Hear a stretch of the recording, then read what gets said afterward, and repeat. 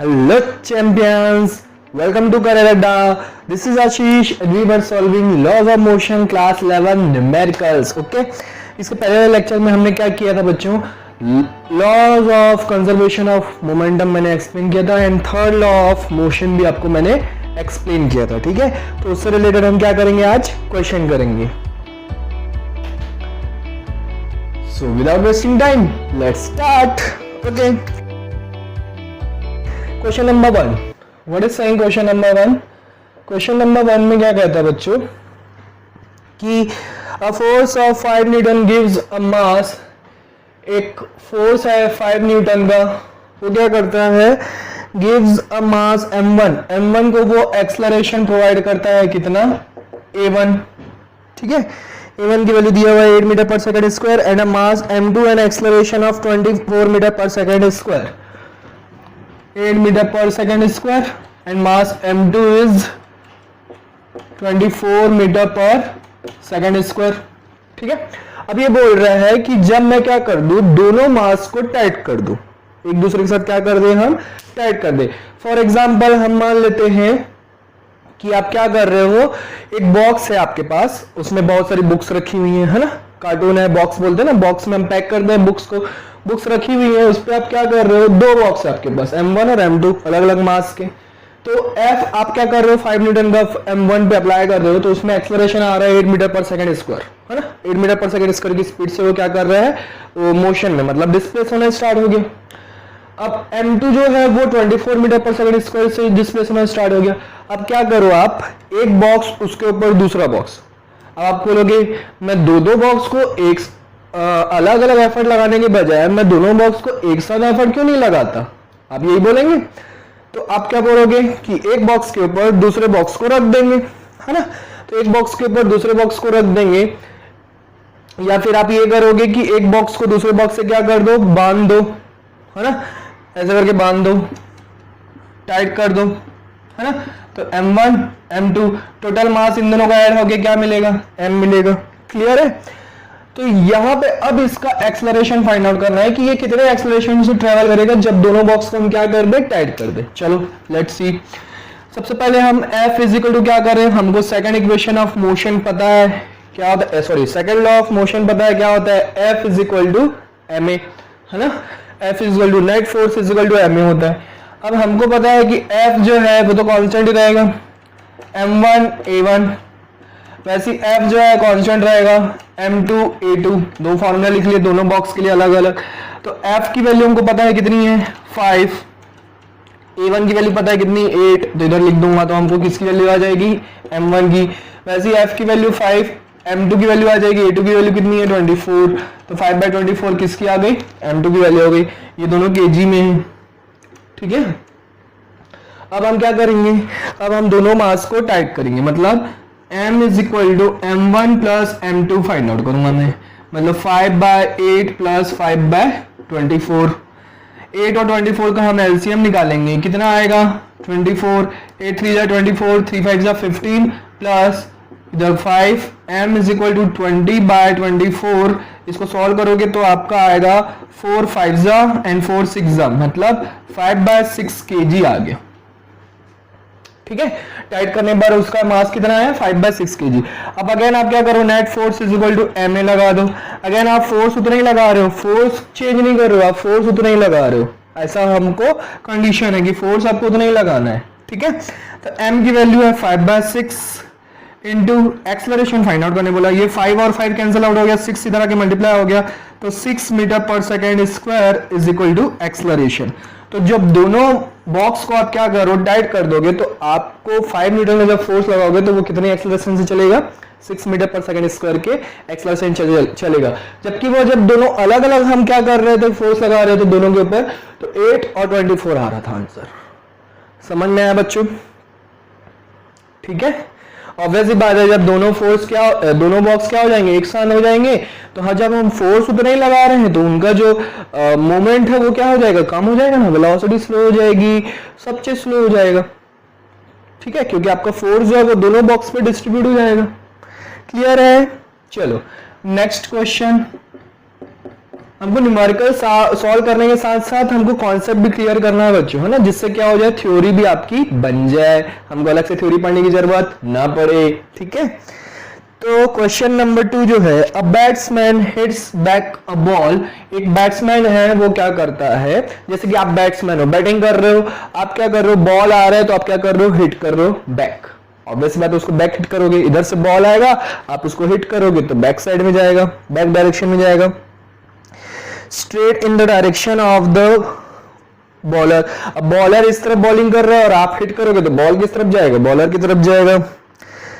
Without changing its initial speed of 20 meter per second. तो इसकी initial velocity है 20 meter per second. वो बोल रहा है स्पीड को उसकी चेंज नहीं कर रहा है, इतनी स्पीड से कोई क्या कर रहा है, बैक भी कर रहा है, तो उसकी फाइनल वेलोसिटी भी कितनी हुई, -20 मीटर पर सेकंड लिखेंगे। क्यों, क्योंकि अब वो ऑपोजिट डायरेक्शन में जा रहे हैं। देखो पहले आ रहा था वो 20 मीटर पर सेकंड से, इनिशियल वेलोसिटी से, बॉल आया आया आया, आपने क्या किया, हिट किया, तो उसकी वेलोसिटी का डायरेक्शन क्या हो गया, चेंज हो गया। अब ये बोल रहा है कि उसकी वेलोसिटी भी चेंज नहीं कर रहे हैं हम, उसकी स्पीड में चेंज नहीं हो रहा है, सिर्फ और सिर्फ उसके क्या हो रहा है, डायरेक्शन में चेंज हो रहा है। तो 20 मीटर पर सेकंड से आ रहा था और 20 मीटर पर सेकंड से वो वापस भी जा रहा है ना, तो फाइनल वेलोसिटी भी उतनी होगी, पर वो ऑपोजिट डायरेक्शन में जा रहा है इसलिए नेगेटिव। ठीक है, concept clear. Next, the mass of the ball in 0.15 kg, find the impulse of the ball. अब मास दिया हुआ है 0.15 kg, इंपल्स फाइंड आउट करना है कि बॉल पे इंपल्स कितना लग रहा है। तो इंपल्स का फॉर्मूला आपको पता है, फोर्स इनटू टाइम, या फिर चेंज इन मोमेंटम, है ना। चेंज इन मोमेंटम को शॉर्ट में हम कैसे लिखते हैं, del p. Force into time formula लगाओ या डेल पी लगाओ। तो यहाँ पे फोर्स तो टाइम तो गिवन नहीं है, डेल पी वाला फॉर्मूला लगा सकते हैं हम, एम वी माइनस यू।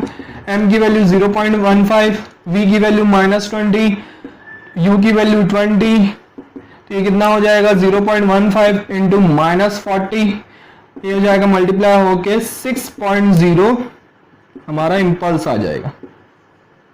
तो इंपल्स की यूनिट क्या होती है, Newton second. Force into time. Clear हुआ बच्चों। तो गिवन लिखते समय आप क्या करो, अगर कॉन्सेप्ट को क्लियर कर लो तो आपका क्वेश्चन 80 to 90% सॉल्व हो जाता है बच्चों, सिर्फ 10% कैलकुलेशन ही रह जाता है, और कैलकुलेशन तो हो ही जाता है ना हमसे। ठीक है, next question, a billiard ball of mass 250 gram. Billiard ball है, उसका मास दिया हुआ है कितना, 250 ग्राम दिया हुआ है, 250 ग्राम। इसको हम केजी में कन्वर्ट करेंगे तो 1000 से डिवाइड कर देंगे तो कितना आ जाएगा, 0.25 केजी हो जाएगा। ठीक है, and moving with the speed of 20 meter per second. 20 meter per second से मूव कर रहा है, मतलब बिलियर्ड बॉल की इनिशियल वेलोसिटी कितनी है, 20 meter per second. Strikes a rigid wall at an angle of 60 degree. अब ये रिजिड वॉल है, ठीक है, एक रिजिड वॉल है, ये वॉल बना दी हम।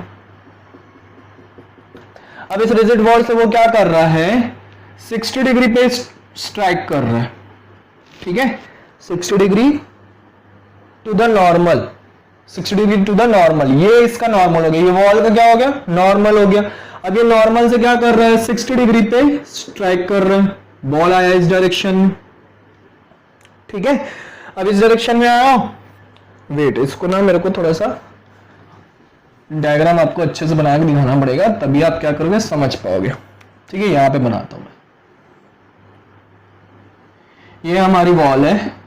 आपने बॉल, बिलियर्ड बॉल जो है वो क्या हो रहा है, नॉर्मल से 60 डिग्री पे हिट कर रहा है। अब हिट करेगा तो ऑब्वियस सी बात है, बाउंस होके बैक आएगा। ऐसा तो नहीं कि दीवार के अंदर आर पार हो जाएगा, नहीं, बाउंस होके कहां आएगा, बैक आएगा। तो जब बैक आएगा तो इस डायरेक्शन में आएगा, और कितने डिग्री पे आएगा, 60 डिग्री पे ही आएगा। जितने डिग्री पे हमने पढ़ा है ना, लॉज ऑफ क्या, reflection of light. Laws of reflection of light में हमने पढ़ा है कि जो लाइट जो है, पार्टिकल जो है, वो क्या होता है, जितने डिग्री एंगल से इंसिडेंट होता है उतने डिग्री एंगल से वो क्या हो जाता है, रिफ्लेक्ट हो जाता है। तो यहाँ पे भी वही अप्लाई होगा। अगर 60 डिग्री से वो इंसिडेंट हो रहा है तो 60 डिग्री से ही वो क्या हो जाएगा, बाउंस बैक हो जाएगा। क्लियर है, ठीक है, आगे बढ़ते हैं। तो the normal and is reflected back without loss of speed, without loss of speed. Speed का लॉस नहीं हो रहा है बोल रहा है, मतलब उसकी फाइनल वेलोसिटी भी कितनी है, -20 meter per second. Opposite direction हो गया, ठीक है, ऑपोजिट डायरेक्शन हो गया। जस्ट अजम्पशन, यहां पे तो अभी और कुछ भी होगा। अब क्या करेंगे, calculate the impulse imparted by the wall, force exerted by the ball on the wall। दो चीजें हमको फाइंड आउट करनी है, फर्स्ट हमको इंपल्स फाइंड आउट करना है, सेकंड हमको फोर्स फाइंड आउट करना है, ठीक है। लेट्स सी, सबसे पहले हमको क्या करना पड़ेगा, वेक्टर क्वांटिटी में हमने पढ़ा है कि कोई भी वेक्टर क्वांटिटी अगर किसी एंगल से ड्रॉप होती है या किसी एंगल से जाती है तो उसको हमको क्या करना पड़ता है, उसके दो कंपोनेंट लेने पड़ते हैं। तो इसका आप आगे बढ़ाओगे ऐसे, है ना, तो ये यहां से 60 डिग्री बना रहे हैं, तो ये वाला कंपोनेंट जो है वो क्या हो जाएगा, mu cos थीटा, ये mu cos थीटा, ठीक। और ये वाला कंपोनेंट जो है इधर वाला, यहां पे कंपोनेंट आएगा mu sin थीटा, जो कि नेगेटिव में होगा, है ना। डाउनवर्ड डायरेक्शन में एक्स वाई एक्सिस क्या होता है, नेगेटिव होता है। इसका देख लो, इधर आएगा आपका mu cos थीटा, इस वाले का, है ना, mu या mv लिख लो, mv cos थीटा जो कि नेगेटिव में, और इधर आएगा डाउनवर्ड डायरेक्शन में mv sin थीटा, ये भी नेगेटिव क्योंकि डाउनवर्ड डायरेक्शन है। समझ में आया, दो कंपोनेंट हमने बना लिया। चलो, तो मैं क्या करता हूं, मोमेंटम लिखता हूं px का चेंज इन मोमेंटम लिखता हूं, change in momentum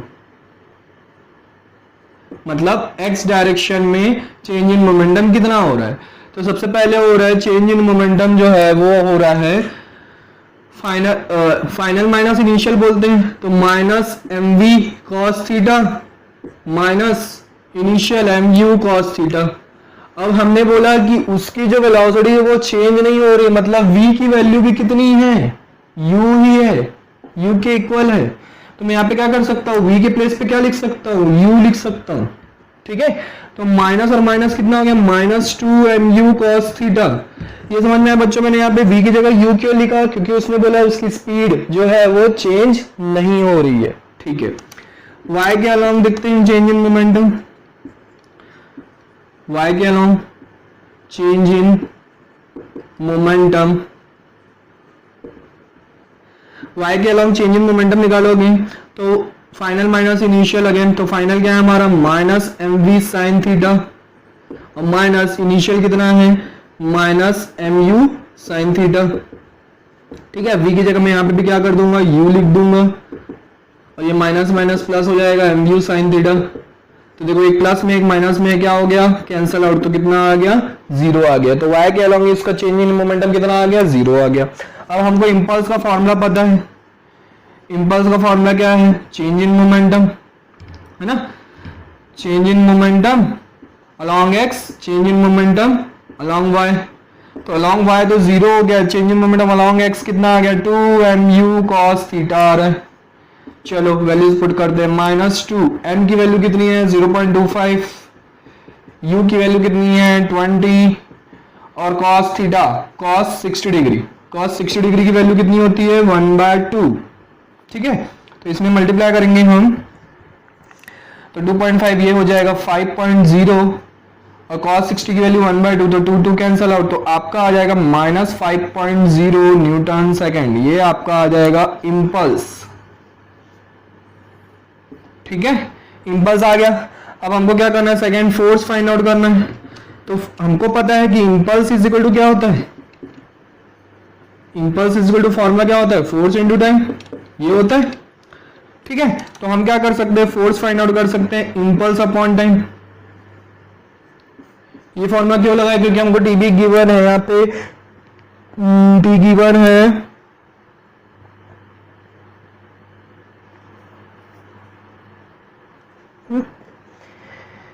moving with the speed of 20 meter per second strikes a rigid wall at an angle of 60 degree to the normal। हाँ, स्पीड इन 1 सेकेंड दिया हुआ है, तो t की value यहाँ पे गिवन है हमको कितनी 1 सेकेंड। तो यहाँ पे पुट कर दो f इज इक्वल टू कितना आ जाएगा 5.0 न्यूटन सेकेंड। अब यहाँ पे पॉजिटिव क्यों लिखे हम लोग, इंपल्स की वैल्यू पॉजिटिव क्यों लिखे, क्योंकि फोर्स जो है वो कौन सा फाइंड आउट करना है, force exerted by the ball on the wall.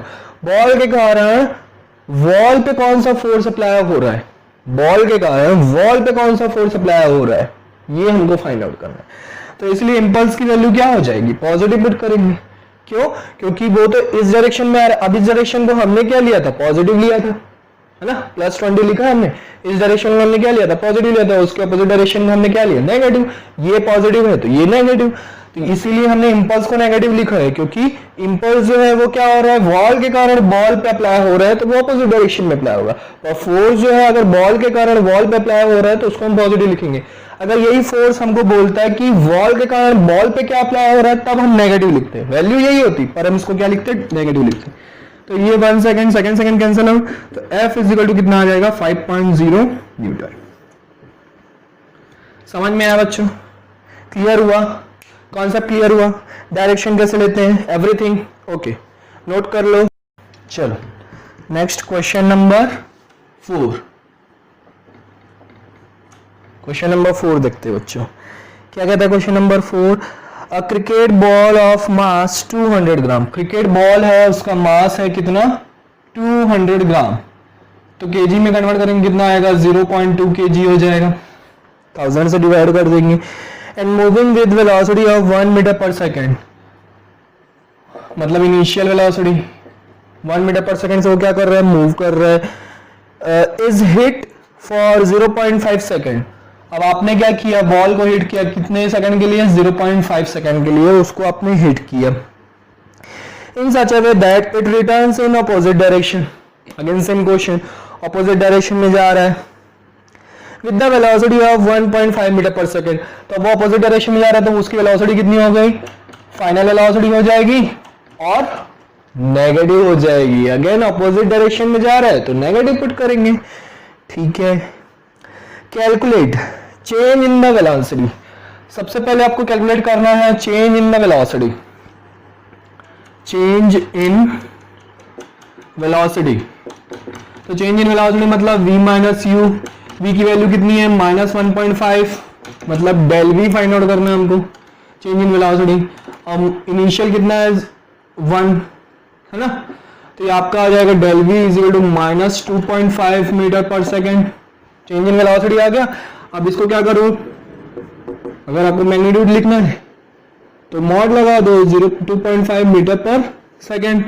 Second आपको क्या फाइंड आउट करना है, इसमें सेकेंड आपको फाइंड आउट करना है force with which the ball is, force with which the ball is struck. आपको फोर्स फाइंड आउट करना है कि कितने फोर्स से बॉल जो है वो क्या किया गया, स्ट्रक किया गया, बॉल को मतलब हिट किया गया, ठीक है। फोर्स फाइंड आउट करना है, तो फोर्स का फॉर्मूला क्या होता है, change in momentum upon change in time, second law of motion हमको पता है, ठीक है। तो change in momentum, change in momentum का formula m v minus u, या फिर आप लिख सकते हो एम इंटू डेल वी लिख सकते हैं, m into del v upon del t. Del t कितना है, डेल टी आपको 0.5 सेकंड है, एम की वैल्यू है 0.2 kg, डेल वी की वैल्यू 2.5 और डेल टी की वैल्यू 0.5, ठीक है। तो आप क्या करो, इसका पॉइंट और इसका पॉइंट कैंसिल आउट कर दो, तो 2/5 हो गया। और इसको जब सॉल्व करोगे तो 5 1 जा 5, 5 जा 25, मतलब 0.5 आएगा, 0.5 मतलब 1.2 न्यूटन, सॉरी 1.0 न्यूटन। तो फोर्स जो है उस पर कितना अप्लाई होगा, 1 न्यूटन का फोर्स अप्लाई होगा, ठीक है।